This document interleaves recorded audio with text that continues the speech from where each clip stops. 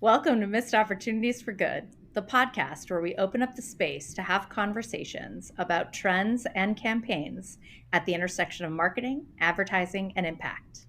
Hi, I'm Alana Ficalora. Hey, I'm Steph Belsky. We're social impact strategists, colleagues, and friends who are on a mission to revolutionize the industry we love. Today, there's a lot of virtue signaling, greenwashing, cause washing, or companies saying nothing out of fear of getting it wrong. Whether it's a moment or a movement, it still has to be real. It has to be authentic and aligned with the brand, not just performative. It's about the action being taken that goes along with the messaging. So, we're here to highlight who's doing it well, what could be better, and how companies can stop leaving money and the potential for real social change on the table. Our guest today on Creative Conversations is Renee Miller. Thank you so much for being with us here today, Renee. Thank you, Alana and Steph. It's a pleasure. I'm thrilled that you're doing this.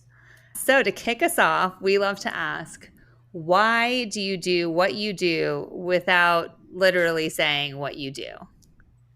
So I've been doing this professionally for almost 35 years. No, it is 35 years. And just even before that, I've always been involved with social impact since I was young, a young kid. It was how I was raised to do the right thing, and so I've been doing this for many, many years. Awesome. Fantastic. So now we'll actually share what it is that you do. So Renee Miller is the founder and executive creative director of the Miller Group, TMG, a purpose-driven creative boutique. She founded her agency in 1990 and has been recognized as the leading Los Angeles creative director. Renee has been nominated for the Women Making a Difference Awards through the LA Business Journal and received county-wide recognition for her work on the West Nile virus campaign, preventing a mass outbreak in LA County. Amazing.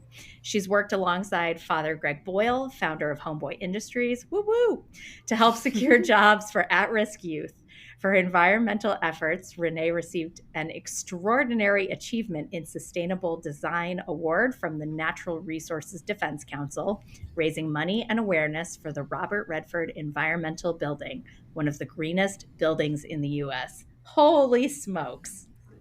And that's just your impact. That's just the impact side. That's not even diving as deep into, I'm sure, your creative accomplishments as well. It's really, those are creative accomplishments, but these are just the highlights on the impact side. So so many. I love it. We're lucky to have you. Thank you so much. Yeah. So it's been an interesting journey. Yes. Well, we're happy to have you, and we're excited to get to know you a bit better. So, Renee, the first question we like to ask, aside from why you do what you do, is what first drew you to impact? You sort of alluded to it a little bit about how it's been ingrained in your DNA and growing up, but can you expand on that a little bit more?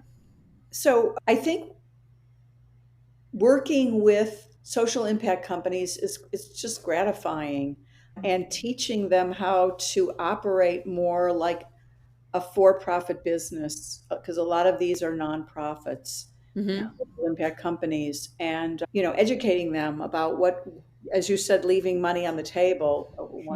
Earlier today, that there's so many ways that nonprofits can be so much more efficient and so much more profitable, thinking like a for-profit versus a nonprofit. And so I feel like that's part of my mission. Also, what I really enjoy doing is pairing nonprofits with for-profits and partnering. And we love that. Yeah. And I think you'll start seeing more and more of that. Yeah. Because it's just, there's so many nonprofits out there and competing with each other, and it's not sustainable. But what's really sustainable is when you pair an organization, a for-profit business, with a nonprofit, and everyone's happy. It meets everybody's needs, And you'll see more and more of that coming up in the future. Yeah, I love that. To follow up on that, obviously this is ingrained in you as a kid, and I would imagine similar to the way Steph and I were raised, it's because of the values we grew up with of, why it's been a part of who you are for so long. So when you first started your company, since you've had your company for so long, was this part of it then as well, or is it something that's evolved over time, or how did you come to start working with some of these nonprofits and building these partnerships? So it's interesting because when I first started the company, we were at a conference and some folks came in to talk to us about social impact way back when in the 90s. And it was like, wow, I want to do more of that. So I got involved with this Cool. nonprofit called ECO. I don't remember what it stood for, Environmental Communications Office. Nice. And the woman who was running it, her name was, she's no longer alive, but Bonnie, I think it was like Bonnie Rubin. And she subsequently ended up working with governor at the time, I'm blanking, one of the governors, a state governor, and she was so impressive. She had been in the entertainment industry, and Interesting. As you do. he just was such a dynamo. And I just said, "Oh, this sounds fabulous." And so I sort of got involved professionally at that point. Yeah. And one thing led to another, and then someone introduced me to somebody at the NRDC, and Father Greg Boyle, and so everything just sort of came together, and we got known for being an agency that does a lot of this kind of work. And we also do work with for-profits that are doing social impact. We have a new client right now that's working on a startup that's working on a program that's going to eventually help consumers to figure out the safety of their homes in terms of a natural disaster. That feels appropriate. Yeah, so this is really like, there's so many areas of social impact that aren't nonprofit Yeah. that are doing good. And so we like to, it's getting involved with those companies as well is fascinating. Yeah. And launching brands and product into service. So that's exciting. Well, and I love that too, because even on the podcast, right, we talk about the partnerships between brands and nonprofits and sometimes talent as well. But then in thinking about where this is all moving towards and where it needs to is companies marketing their values. And it sounds like that's really something that TMG does and really prides yourself on. So kudos to being a trailblazer that you are of creating this movement and of sustaining it, really. Well, thanks, Steph. And, we work with a paint company a few years back, and one of the initiatives, they were trying to be competitive. And we said, one of the things you guys do really well is you have the only LEED certified paint company, gold certified or platinum certified paint. No other, every other paint company says they're sustainable, but you guys actually have a certification.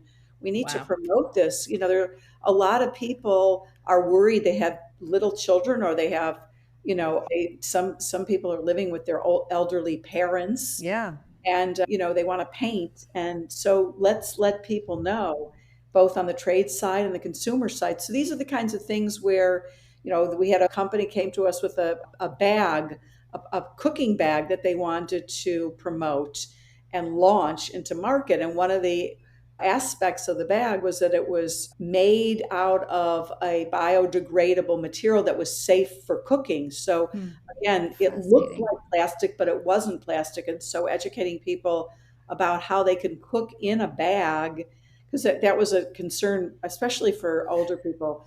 Oh my gosh, I'm not going to cook in a bag in our microwave. But here's why it makes sense, and here's why it's environmentally sound. You cook the food, it's done in literally a minute or two.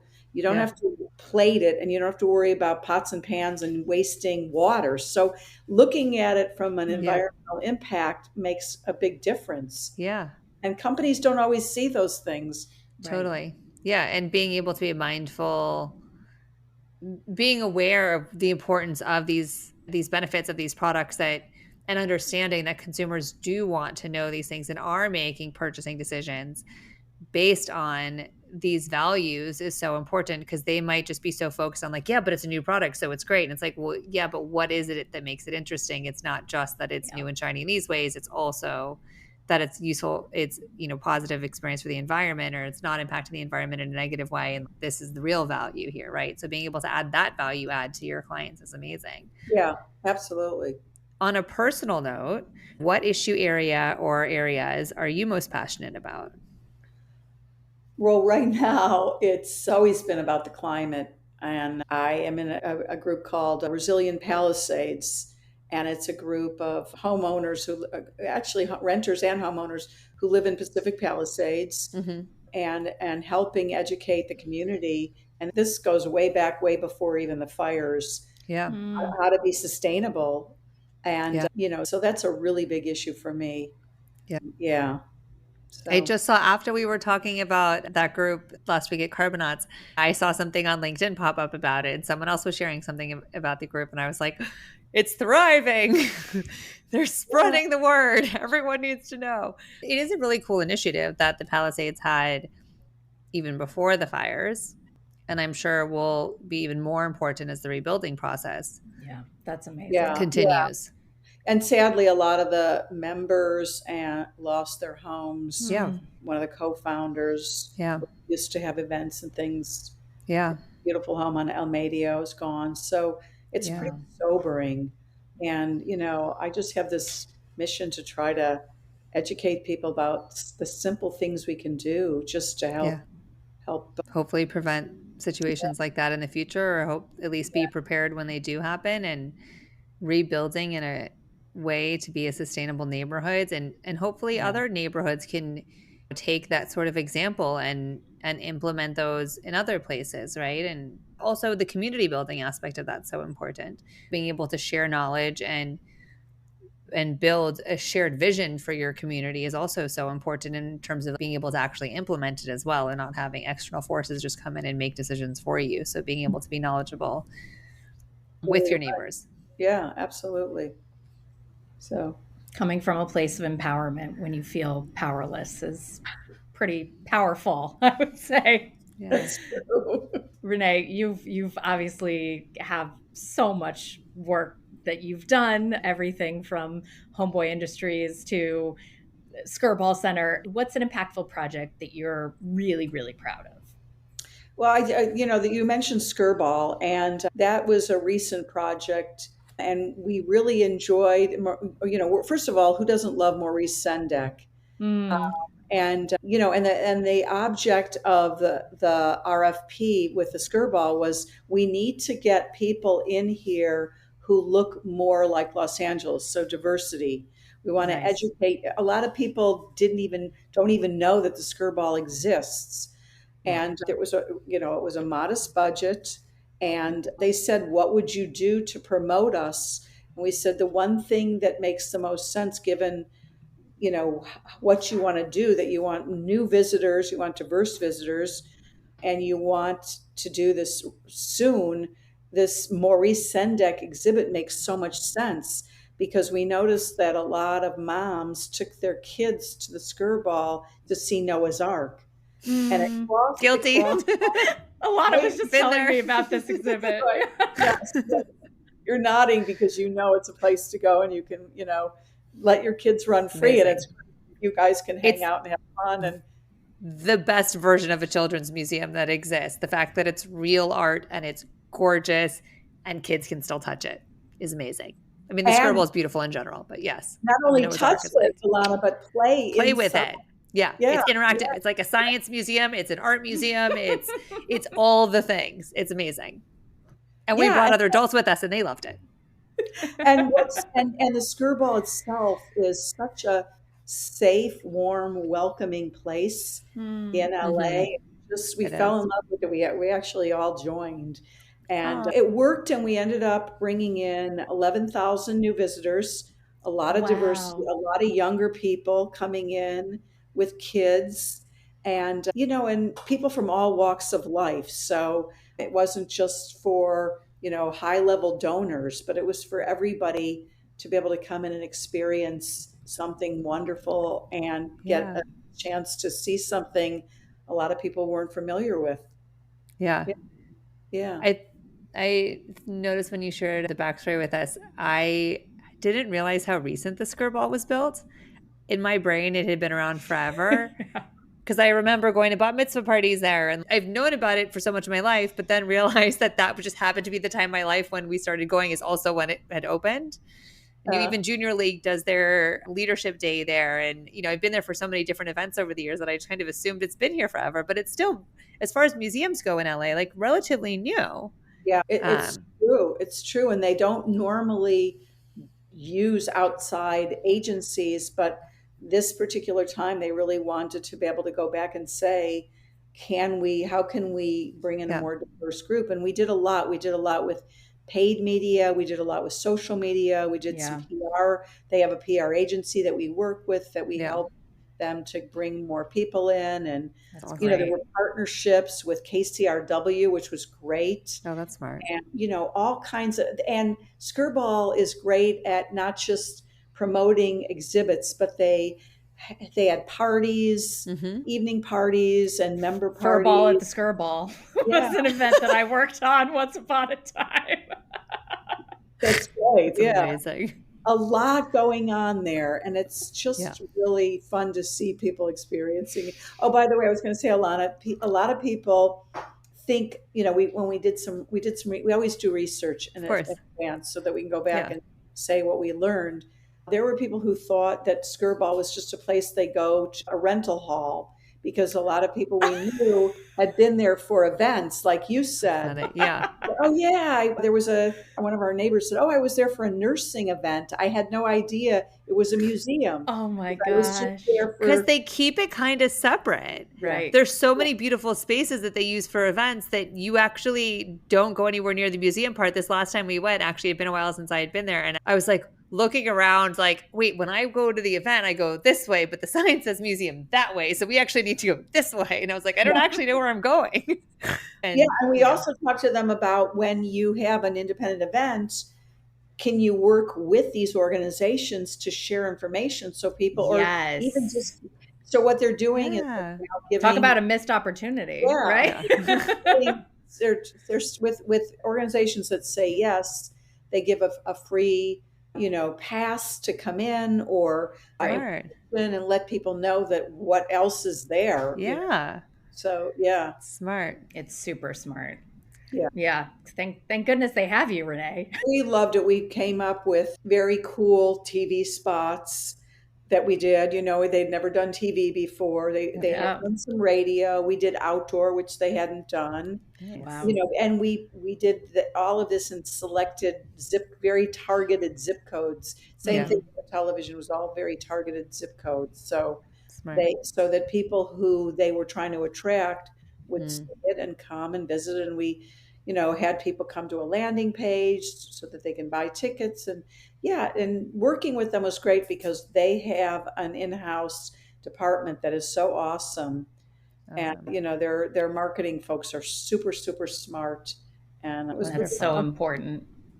I mean, to be working with more forward-thinking nonprofits such as the Skirball Center, like being able to really work with the team that they have and leverage the resources that they have, is the luxury that not a lot of a handful of nonprofits have. So being able to access those resources is tremendously helpful in my experience and in Alana's experience too. Yeah. Fantastic. Good. What would you say is the biggest challenge you're facing right now? So what's interesting is I recently, within the last 6 months, graduated from Goldman Sachs 10,000 Small Businesses. Hey! Cool. And, amazing. Congratulations. Thank you. It was difficult to get in, and I hadn't been in school for many, many years, and it was literally in person in school. Oh, wow. Once a week for almost, I think it was like 8 hours, 10 hours. I can't remember. It was a long day. But so to graduate, we had to come up with a plan to make our businesses more productive. And one of the things that I realized is we're sort of generalists, even though we Mm. are purpose driven, we're generalists. So when I started to look at all of the work that we've done and who we've done it for, we realized that there's an opportunity. The one commonality or the one common thread was that everything we've done, not everything, but a lot of what we've done has been focused on homeowners, people, Oh, and interesting. the products that we've Wow. marketed have been to homeowners and to people Hmm. who are actively involved with their homes. And so we're looking at, we just built a landing page to work with marketing managers who work on sustainable products and services that homeowners can use. So everything from insurance to bamboo flooring Hmm. to outdoor patios to solar, and helping them build their brands and helping them get in front of homeowners. We've done a lot of research with Hmm. homeowners. Yeah. A lot of members of the team are homeowners, Yeah. and some of our team have also been, in addition to myself, Gary Bettman has been involved with recently with the fires, and one Hmm. of our art director was involved with the floods in Asheville. So Wow. Oh, we've got wow. the perspective of what's on the minds of homeowners Hmm. today, and Hmm. young, especially younger homeowners, first time homeowners, Hmm. Gen X, millennials, what's on their minds? And Hmm. they afford a home, and Yeah. if they can, the concerns they have about financing. So we've done a lot of work with financial services on Hmm. mortgages, and how do you Hmm. communicate with a homeowner in a way where they feel like you're on their side? Yeah. You Yeah. And not know, just taking their money. Yeah. yeah, it's scary. Yeah. Like, we don't understand. This is all new for us in terms of the fires, working with insurance on such, you generally don't have to deal with an insurance company on a very long-term basis. Yeah. Yeah. It's something transactional, Yeah. and this is going to be longer term. And when we listen to other homeowners who are going through this, we hear stories, Hmm. and there's a lot of fear, there are a lot of concerns. So helping guide Yeah. the process with the client, and then working with the end user, because whenever we're Yeah. in a room with a client, we always say, they say, well, what do you think of, we're doing this, we're doing that, what do you think? And we say, we're not the person that you need to be asking those questions. The person you need to be asking is the end user, and those are the people that we'd Yes. like to talk to. Research is a part of our DNA, Hmm. and Yeah. not just this for the sake of research, but because we get a lot of insights. And so the long answer is, we built a landing page, Yep. Hmm. and we're going to see how that works. And then we're going to start migrating some of that content to our new site, and just playing in all the areas where we can reach out to a lot of these products and services and help them promote to the consumer. Amazing. That's so smart. Love that. What would your ideal project or collaboration be? If you could work with anyone, any brand, nonprofit, whomever, what would it be and why? So ideally, something that's going to change, it has an opportunity to change people's thinking, change the world in a good way, where there's enough budget to make a difference. Working with a really, really smart client who says, I want to listen and I want to learn and I want to grow, and something like that would is exciting. And as a creative person, I have in my mind eventually winning a Cannes Lion, because that means hopefully that Yeah. whatever we do is making it an impact. And then partnering, whatever the client is, being able to partner with other advertisers, and Hmm. blowing it up and changing people's perceptions. So there's no one specific client that I would say is just, that's sort of my ideal when I'm Yeah. looking at, new clients. Are they going to do the same thing with a different agency and expect different results? Because that's not it. A lot of clients say we're not happy with our agency, and then you find out it's not the agency. It's just they want to do something, the same thing with a different agency and expect different results, and it Yeah. doesn't happen that way. So, Totally. right. Yep. So finding a client that's like, I want to change the world and I want an agency to help me do that. And, Yeah. it's collaborative. Yeah. They're really open and they're listening and they're smart and they really get what marketing is all about. And a lot of clients come to you where they want to do things, but they haven't defined what their challenge is. Right. So a client that says, here's my challenge, here's Yeah. my budget, here's the opportunity, here's my target audience, Yeah. here's my point of differentiation, Yeah. here's my product or service, Yeah. and ready to play. And that's, to me, that's exciting. That's really Yeah. exciting. That does sound like a dream. We'll Yeah. come with you on that journey, Renee. Okay. We love that. I'm also going to keep in my visualization for you the can lion. I can see it for you, Renee. It's coming. Yes. Thanks, Steph. I Wow. love that. I Yeah, love I that. love that too. So, and we work Well, with some of the, we have an in-house group, creative group, but we also work with some of the most brilliant creative people in the country, if not the Yeah. world. And that's, to me, really exciting because bringing other people in, brilliant strategists, brilliant creative yeah. people, Yeah. people who know how to work with AI, using it for good. I think AI is great for measuring things. I don't think Mm. it's particularly there yet when it comes to Yeah. Yeah. creative services, but it's really good with metrics and measuring and so there's so many amazing young brilliant people and younger and older brilliant people out there, so being Yes. able to Yeah. take advantage of their skills. Yeah. Absolutely. Yeah. Couldn't agree more. One. Well, before we jump into the campaign that you've brought us, we're going to quickly review our criteria for you, Renee, as well as for our listeners. So the first thing we always look for is alignment. Next is partnerships, Call to action and transparency, engagement. and optimization and amplification. So, on that note, Renee, if you can please tell us about the campaign you brought today that you saw that's doing it well, and give us a quick creative summary so anyone who maybe hasn't seen it or has forgotten about it can get a quick picture in their mind as we discuss it. And then we'll have the full link to the creative in the show notes as well. So it was a Dole partnership, and interesting, one of our freelancers actually worked on it and brought it to my attention a few years ago.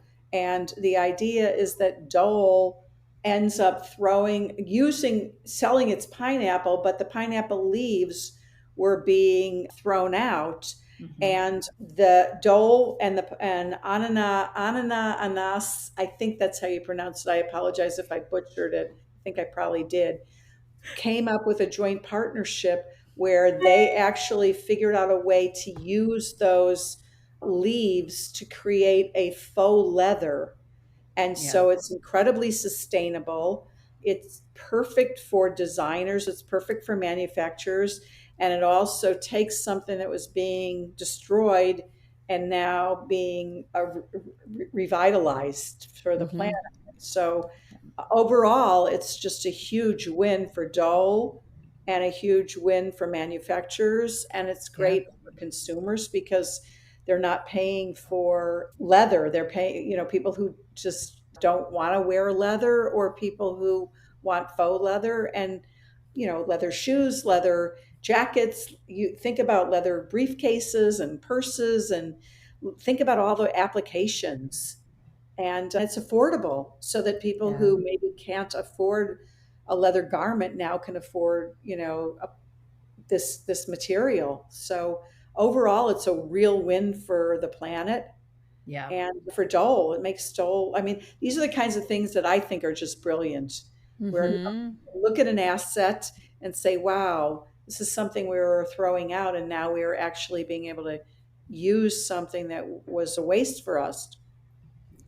Well, that's what's so amazing about these sorts of partnerships, right? It's people think that sustainability means that you have to pay more for something or that you can't have something else. But Mm. really, it's just utilizing what it can be, I should say. It's not always in this case, right? But in this case, being able to turn somebody's waste into someone else's gold, really. And it's a material that can have another life. And again, it's this idea of if you look to nature and see how things are used in nature and realize that things can be invented into so many different things Yeah. that are actually not having a negative effect on the planet, it gives it new life and it's saving emissions. Yes, again, it's feeding into consumer culture and creating products, but at least it's a better product and a replacement product. And the Pinatex fabric's, beautiful. And it's a much better alternative to leather than the plastic crap replacement that usually is what's available, right? And I think it's longer lasting and things as well. So it was such a Yeah. smart partnership for these two for-profit companies to be able to come Right. together and share the story together, right? And also create a product where it may not have otherwise, and who knows what their business deal on the back end is, but it's a win-win for both of them. And Well, there is and business sense. and what I love about this whole initiative was that it involved the entire business, right? Mm-hmm. It wasn't just a campaign or a communication stunt. It was involving supply chain, procurement, R&D, farmers, and ananas anam, like, just being able to bring all of those pieces together and say, yes, we like the expression of this was a Cannes Lion award winning campaign, but what you don't see is all the behind the scenes impact that they made. It's just tremendous. It's so smart. I had not personally heard of Pinatex, and now I just want to support everything that Ananas Anam is doing because I just think it's gorgeous and brilliant. And that's exciting. So, Steph, when you asked, and Alana, when you asked the kind of thing to work on, Mm. ideally something like Yeah. that, where Yeah, you it's a dream are project. working Yeah. with a client and you discover, hey, look at how we can take advantage of an asset, and it's ongoing and it's helping Yes. so many different people. Think about, as you mentioned, people who are creating the material, people who are selling the material, people who are wearing the material. So it's sustainable across the whole planet. And it's, as you said, it's not just a one-time campaign where you did Right. something clever, but it's ongoing and it's life altering for so many different people. It's Yeah. jobs for people, just think Yeah. about, and it's not taking advantage of resources that are already existing and Mm-hmm. reusing them. So Exactly. across all areas, it's really positive. Yeah, I will say I do remember, Steph, to your point of wanting to buy products made out of Pinatex. I remember when I first saw this campaign and being obsessed and looking up, and I was like, "Oh, I'm totally gonna find like a Pinatex jacket or Pinatex shoes or something." And then I was like, "Oh, this is not as cheap as I thought it would be." Right. But that's because it's a high quality product. Yeah. Yeah. But maybe it's come down since then. I don't know. I'm definitely side googling now. Don't touch. Well, and it's not only with Dole, but Yeah. Pinatex has been used through all sorts of lifestyle brands. Like Nike has a whole Yeah. pineapple happy shoe or something that they call it. Yeah. Hugo Boss, H&M, Paul Smith, like so many companies in the fashion world are adopting this, and they were Yeah. even talking about furnishings, like Yeah. home furnishings, talk about home ownership and all that. It's like, okay, well, great, now we can really buy our values if you can afford them. Yeah. Right? I But mean, it's not like absurd, but because yeah. it's also Anasanam sells the Pinatex material, and then these other companies are the ones creating the product. So Yeah. it's also it depends on who is investing in this as part of their brand. Right. And obviously Right. Nike has their own sustainable commitments and all of that. But it's interesting in that sense too, because I think Ananas is more of a B2B brand versus B2C. So a lot of people wouldn't Exactly. necessarily know who they were. Yeah. But then for Nike to then have the pineapple, whatever shoe is that call back to Dole. So then Dole gets that recognition again. So again, it's probably more partnerships in that respect as well. And I will say, going to Dole's homepage just to see more from their perspective, the first thing that it says on their page isn't trying to sell you pineapples. It says making the world a healthier place, and it links to sustainability at Dole. And that's after, you know, this campaign was from 2020. Was it 2021? Yeah. So, you know, it's they know I'm kind of jumping ahead on them standing by their values and the alignment, but this is truly to the core, no pun intended with pineapples. Such a dad joke, don't mind me. But it is true to their ethos, and they have stuck to this. And hopefully that program is continuing, where they're continuing to send the leaves or sell them, or, you know, they're still that partnership with Anasanam or anyone else, but that material is still being used, but that they have all these other pieces of sustainability and being a socially responsible business, which is interesting. On Dole's website, it says their first CRNS program was in 1924, where they constructed a hospital in Honduras, and it became a leading healthcare facility in the region. So they're taking care of their farmers, they're taking care of their factory workers, they're engaging with their community, and then also being mindful of how their products are impacting the environment. So I think it's nice to also see when a company is not just focused on the E of ESG, but that they're also incorporating the S as well. Yeah. So just wanted to call that out as being part of their values, which I think is great. No, it's great. It's so, and companies like that, like Dole, really, you know, we need to, as consumers, vote and show with our wallets and say we want to work, we want to look, you know, and yet what I love is the younger generation. They want to know, you know, if I'm buying a product, I want to know about its history. I want to know more about it. And one of the things we had talked about with a client years ago, they're putting a little sticker on fruit, sharing the story, so that you, a QR code, you can look at the history and say, what am I really buying? Because like you were talking earlier about greenwashing. Yeah. So, and we don't always know. No. With Dole, it's the real deal, you know, and you can't always tell with every.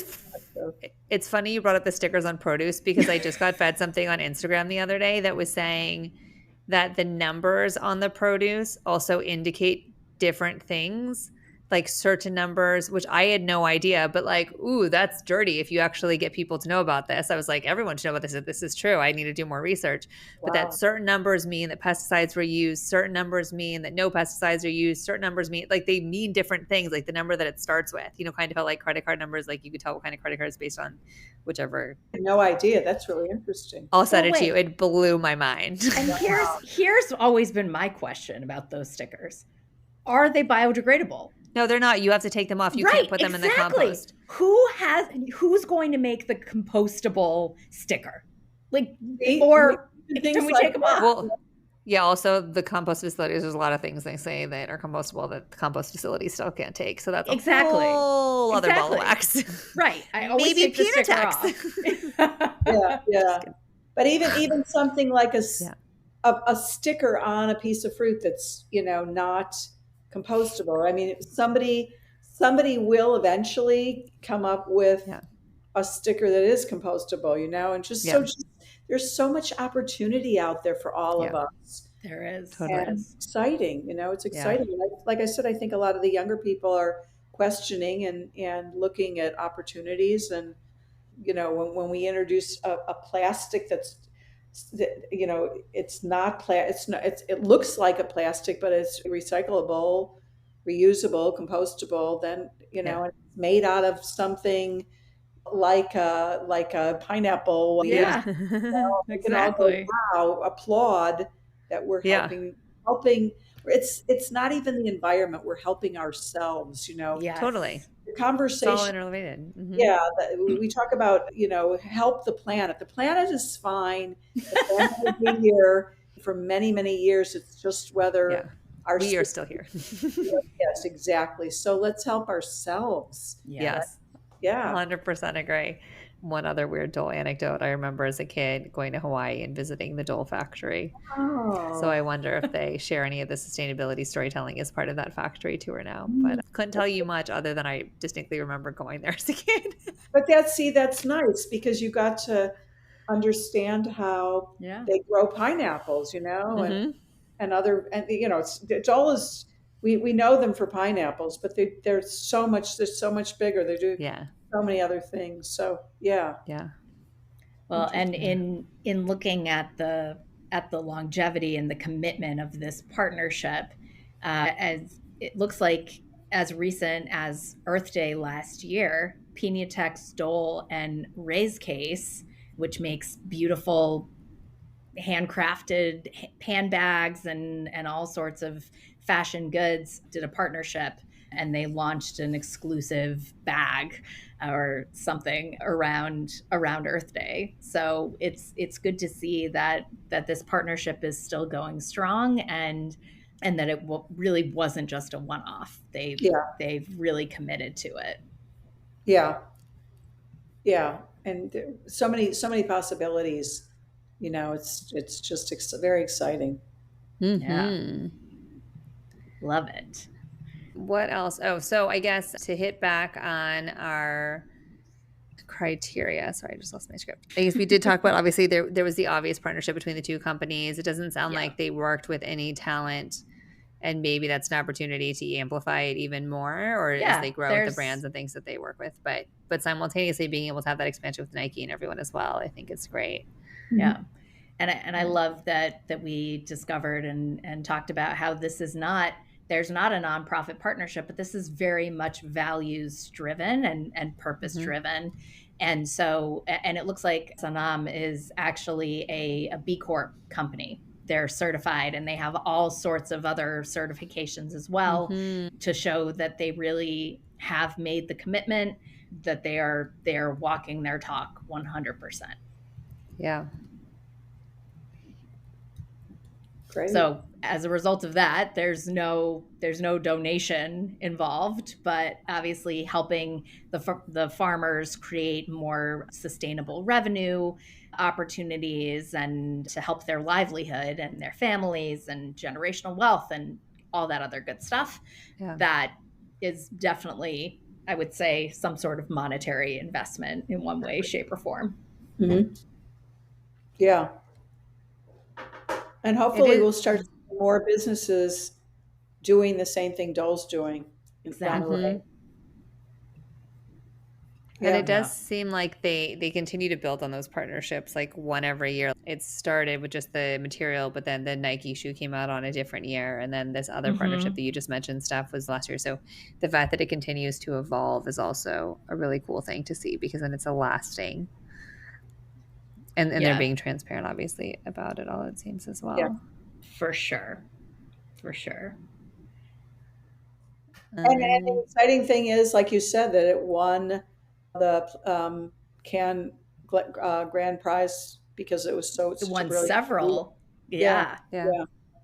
yeah, and it It's looks like it won awards at other shows as well. So it was a. Yeah. mm-hmm. Mm-hmm. And it's really cool to see, a B2B focused campaign and an Mm-hmm. initiative getting that kind of recognition. I And just think about it. love It's it. 2021 was Mm-hmm. that right in the middle of COVID. So Yeah. that's another interesting aspect. Mm-hmm. Oh, fascinating.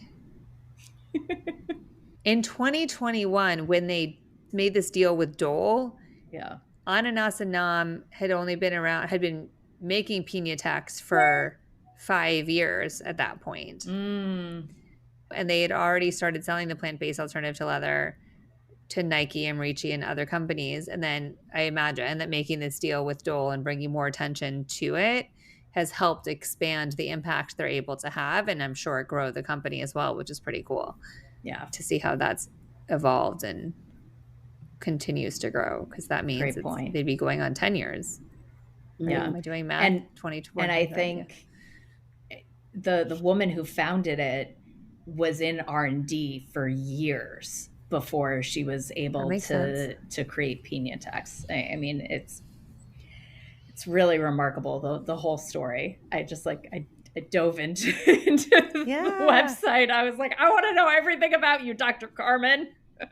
Yeah. Food waste is such a problem, right? So Yeah. for people to be able to know that they can do better and to spend that time to try to figure out how food waste can be turned into something other than, just compost. Because yes, it can be compost, and that's probably the last place it should go. What can we do with food waste before it gets to that point? Is it consumable? Can it be turned into something else that we can utilize?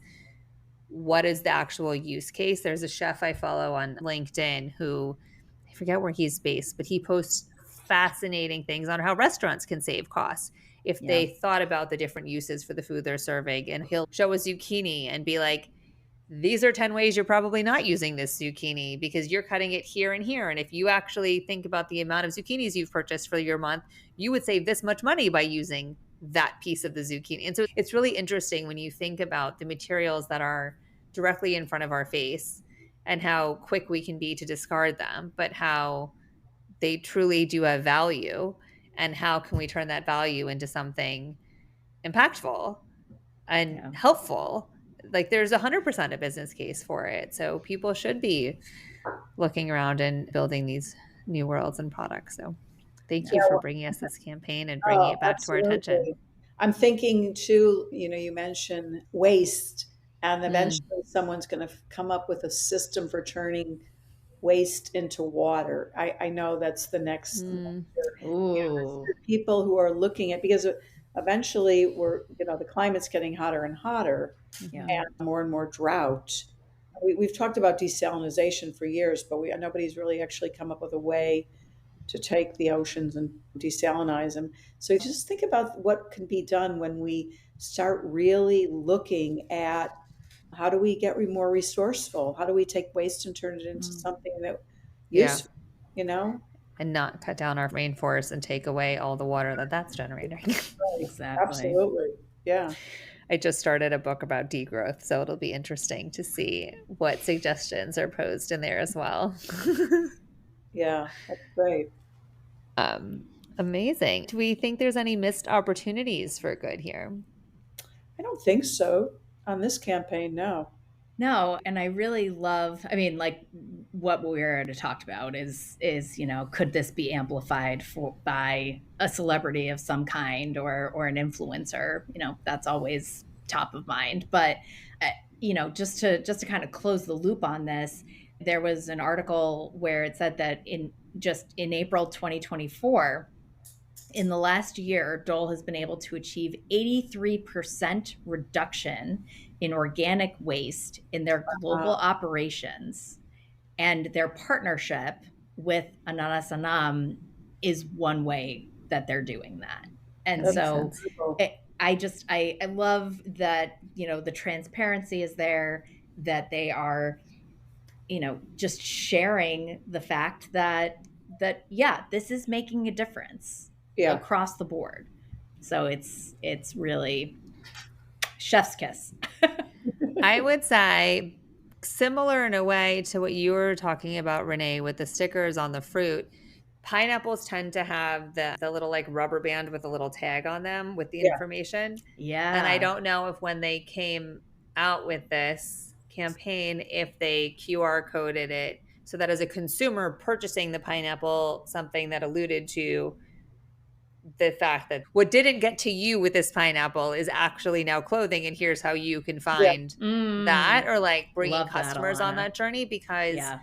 yes, this was an award-winning campaign, but the thing that I always like to think about with some of these award-winning campaigns, especially when we didn't see them out in the wild, is why didn't we see them out in the wild, and who else could have seen this to have an even greater impact?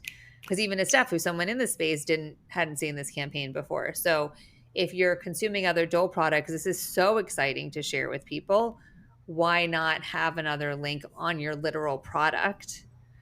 I'm sure they share things on social and stuff like that, but I mean, how many people follow their food companies they purchase? I don't. So how do you get it in front of people when they're at the supermarket, Yeah. or having some sort of cross collaboration where you can see this sort of experience in person. Maybe there is something that gets made out of Pinatex that makes sense at a grocery store that you could then be selling at the grocery store next to the pineapples or something like that, so that it's getting exposure to more people and eyes, in addition to the whatever B2B campaign I'm sure took place with this and like selling the actual Pinatex products. But how are you sharing this with the traditional Dole consumer? Yeah, and I don't know the channels at Dole, so yeah, it may be that they have some. They're not able to do that. I'm not sure how the campaign went down, but we like to think with no limits. Yeah, exactly. Exactly. We're not behind closed doors here. We can have the conversations that nobody else is having. That's the point. Right. Exactly. Yeah.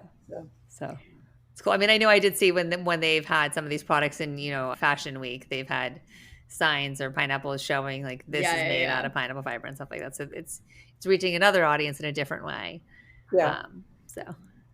But also just to show people that these sort of alternatives exist if they don't even know to look for them. But now that you've heard about this campaign, doesn't it make you feel more favorable towards Dole? Oh, of course. Yeah. Absolutely. Yeah. Well, it's like, and what can you make out of all the different materials, the other foods that they make, and how do you save that in? But yes, of course. Well, thank you so much, Renee, for joining us. Where can we send folks to learn more about you and your work? So it's millergroup.com. And then for our home services, it's millergroup.com/home services. And my email, Renee, RENEE @millergroupmarketing.com. Perfect. I will be taking advantage of that email. I hope other listeners will too. Great. Well, it's been lovely talking to both of you today, and I wish you much, much ongoing success. You're two very fabulous, bright women, and what you're doing is terrific.